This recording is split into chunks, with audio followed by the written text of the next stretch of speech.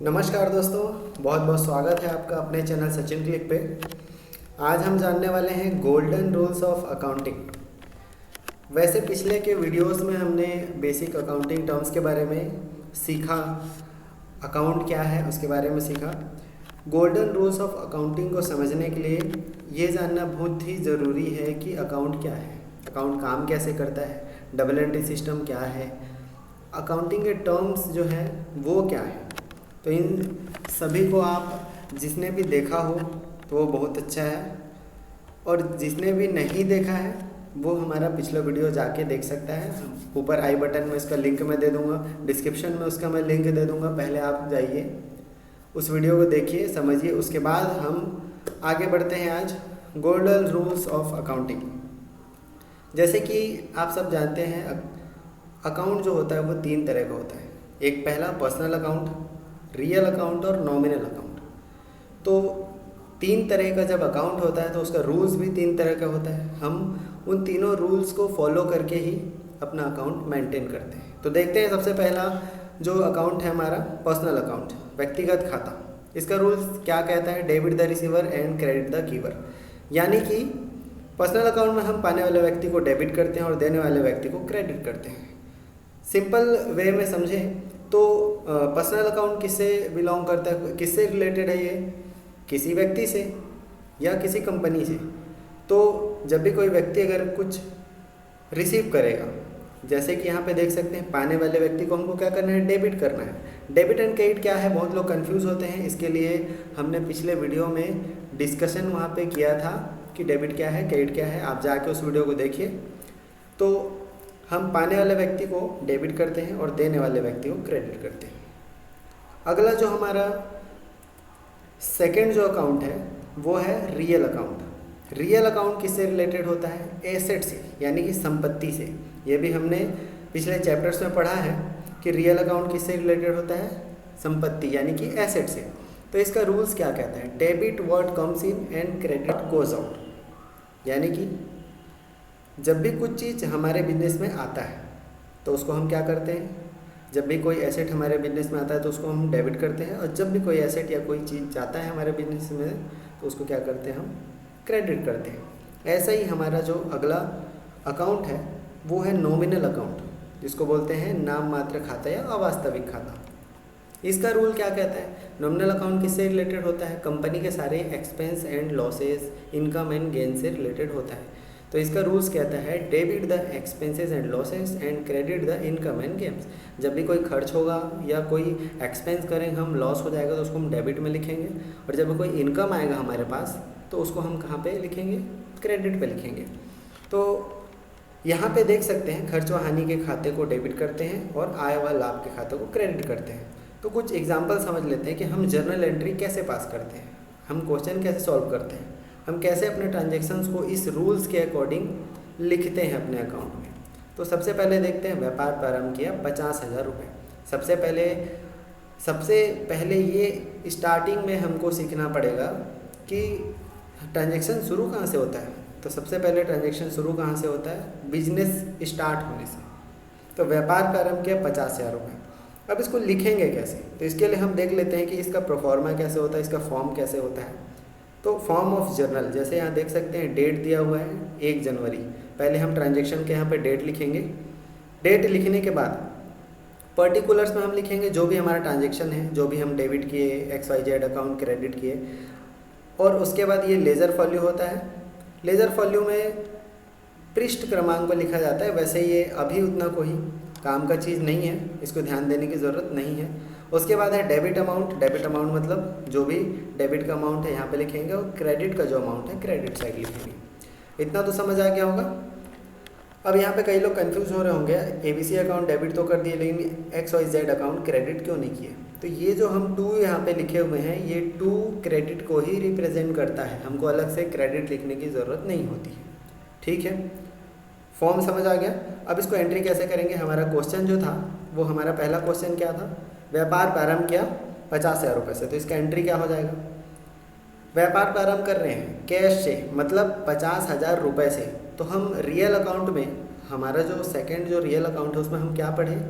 जो भी व्यापार में आता है उसको डेबिट करते हैं, और जो जाता है उसको क्रेडिट करते हैं। तो हमारे पास जब व्यापार प्रारंभ कर रहे हैं तो पैसा हम क्या कर रहे हैं, लगा रहे हैं। तो हम लगा रहे हैं पैसा, हमारे पास से तो जा रहा है पैसा, लेकिन बिजनेस में वो पैसा क्या हो रहा है, आ रहा है। तो इसलिए कैश आ रहा है, इसलिए कैश को हम क्या कर दिए, रियल अकाउंट के रूल्स के अकॉर्डिंग व्यापार में जो आता है उसको हम डेबिट करते हैं। तो कैश यहाँ पे आ रहा है, इसलिए कैश अकाउंट को हम कर दिए डेबिट 50,000 रुपीज़।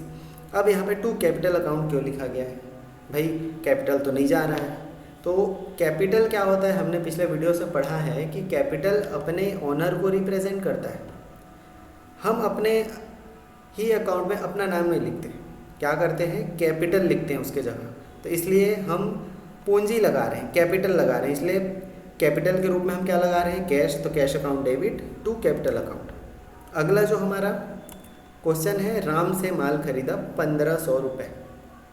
अब पहले तो आप सबको ये देखना है, क्वेश्चन में समझना है कि हमको एक पक्ष निकालना है डेबिट, यानी कि एक साइड डेबिट निकालना है, एक साइड क्रेडिट निकालना है। ये हमेशा ध्यान में रखना है कि हर क्वेश्चन में हमको डेबिट और क्रेडिट निकालना है। तो कैसे निकालेंगे, उन तीनों रूल्स के अकॉर्डिंग। पहले तो रूल्स को अच्छे से याद कर लेना, अच्छे से पढ़ लेना। उसके बाद देखते हैं, राम से माल खरीदा 1500 रुपये। तो सबसे पहला चीज़ देखेंगे, राम से माल खरीद रहे हैं। तो अब देखो इसमें पर्सनल अकाउंट का रूल अप्लाई होगा। क्यों होगा, क्योंकि राम क्या है, पर्सनल अकाउंट है। तो राम से माल खरीद रहे हैं, तो राम क्या है, गिवर है, देने वाला है। और जो देने वाला होता है वो क्या होता है, क्रेडिट हो। उसको हम कहाँ पर लिखते हैं, क्रेडिट में लिखते हैं। तो अब डेबिट क्या होगा, अब यहाँ पे क्वेश्चन आता है, तो डेबिट क्या होगा, माल खरीद रहे हैं तो हमारे पास माल आ रहा है। तो हम अपने अकाउंट में गुड्स का एंट्री नहीं करते, हम माल को नहीं लिखेंगे। हम खरीद रहे हैं इसलिए माल की जगह हम क्या लिखेंगे, परचेज अकाउंट डेबिट, एंड जो दे रहा है राम, ठीक है, तो राम अकाउंट क्रेडिट। अगला जो हमारा क्वेश्चन है, माल खरीदा। अब यहाँ पे तो नाम नहीं दिया हुआ है, किससे खरीदा। तो हमेशा ध्यान देना, मैं पिछले वीडियो में बता भी चुका हूँ कि परचेज हो या सेल हो, ये दो तरीके का होता है, या तो कैश या क्रेडिट।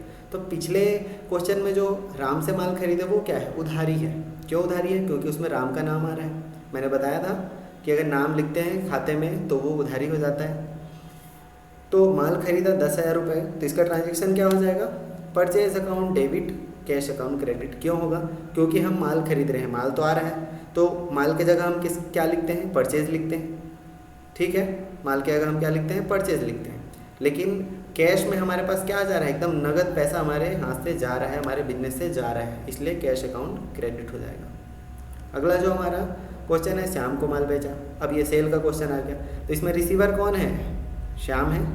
तो पाने वाला क्या होता है, डेबिट होता है, इसलिए हम श्याम को यहाँ पे डेबिट कर दिए। और माल हमारे बिजनेस से जा रहा है, तो माल की जगह हमको क्या लिखना है, या तो परचेज लिखना है या सेल लिखना है। तो हम यहाँ पे क्या लिखेंगे, सेल अकाउंट, ठीक है। तो सेल अकाउंट यहाँ पे क्या हो गया, क्रेडिट हो गया। अगला जो हमारा क्वेश्चन है, माल बेचा। अब ये क्या है, कैश ट्रांजेक्शन। तो कैश ट्रांजेक्शन हो रहा है, तो क्या होगा इसमें, हम किसी को माल बेचेंगे तो माल तो जाएगा, लेकिन उसके बदले में क्या आएगा, हमारे पास कैश आएगा।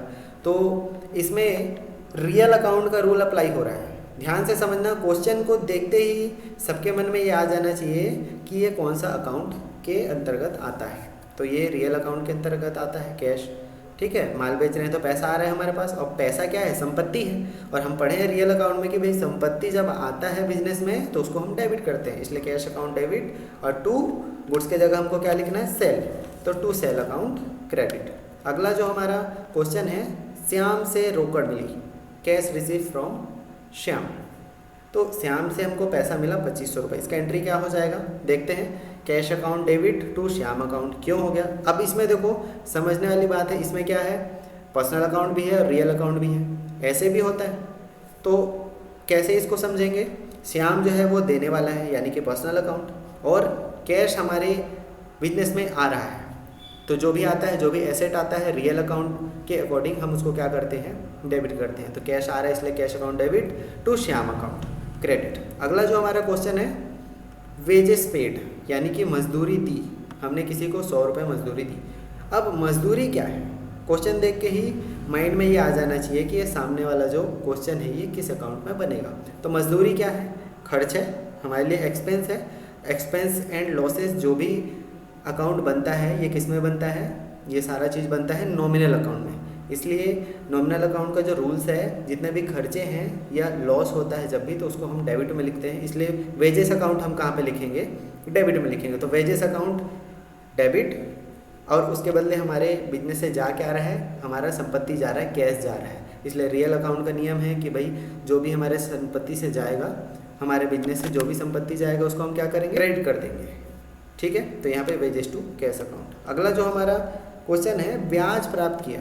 अब यहाँ पे हमारे पास क्या आ रहा है? इनकम आ रहा है, तो कैश अकाउंट डेबिट करेंगे क्योंकि ये आ रहा है कैश, और जो भी हमारा रेवेन्यू या इनकम होता है हम उसको क्या करते हैं? क्रेडिट करते हैं। क्यों करते हैं? ये नॉमिनल अकाउंट का ही रूल है।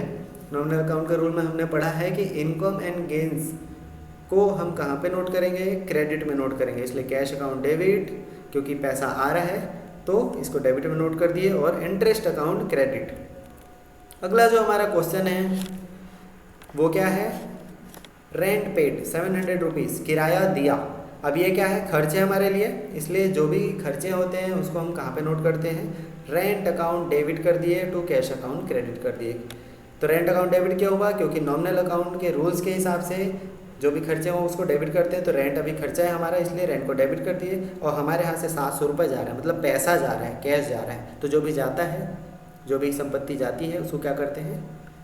क्रेडिट में नोट करते हैं, इसलिए टू कैश अकाउंट। यहाँ तक क्लियर है? तो जो भी इस चैनल पर नया है वो प्लीज़ सब्सक्राइब करें, लाइक करें, शेयर करें अपने फ्रेंड्स के साथ, और थोड़ा सा भी ज्ञानवर्धक लगा हो ये वीडियो तो ज़रूर लाइक करें।